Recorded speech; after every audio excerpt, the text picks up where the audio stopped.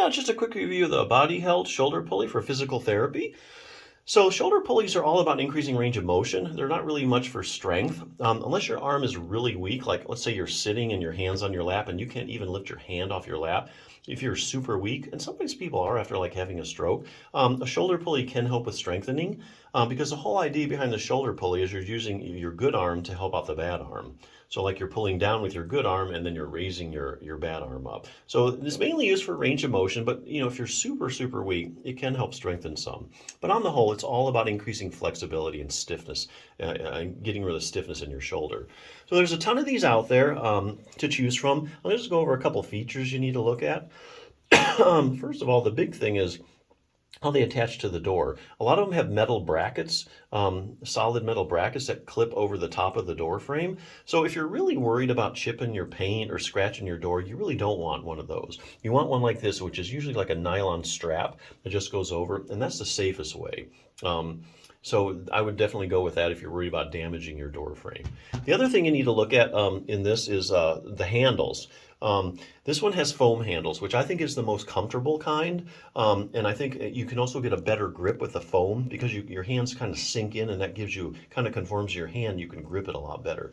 They also come in wood and they also come in plastic. Now, if you're worried about cleaning, then you probably don't want the foam. You want to go with more, something that's not as porous, more solid surface, like a wood one or a plastic one. I know if you go to like physical therapy, if you're buying one for a physical therapy clinic, you probably don't want the foam handles because you won't be able to clean them as well or wipe them off as well as like a wood handle, for instance. So there's a couple things to really look for. Like I said, this is all about increasing range of motion.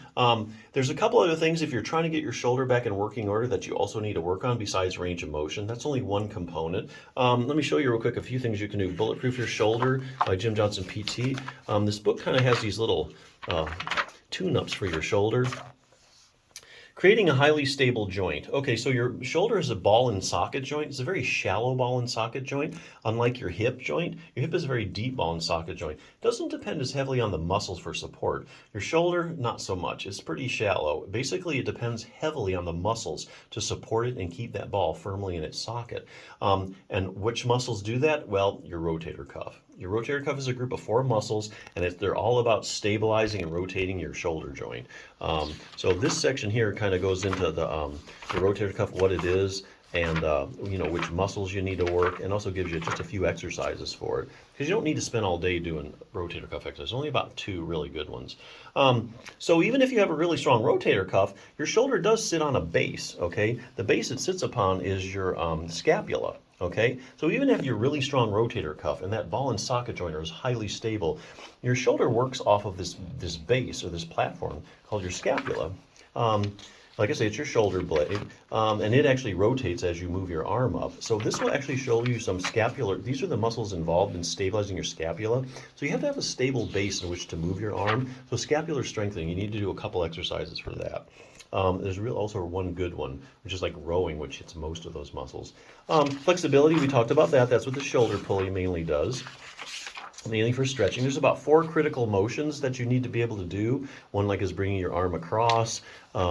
One is, rotating your arm, that kind of stuff. So about 4 main motions that you have to have in order, other than raising your arm up.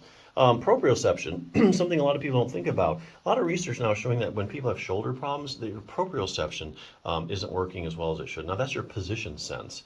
So like if you reach your hand in your pocket, you can tell which one is like a quarter versus a penny because of the proprioception. You know where your hand is, you can feel it. So it's your position sense. So this will actually give you an exercise for that.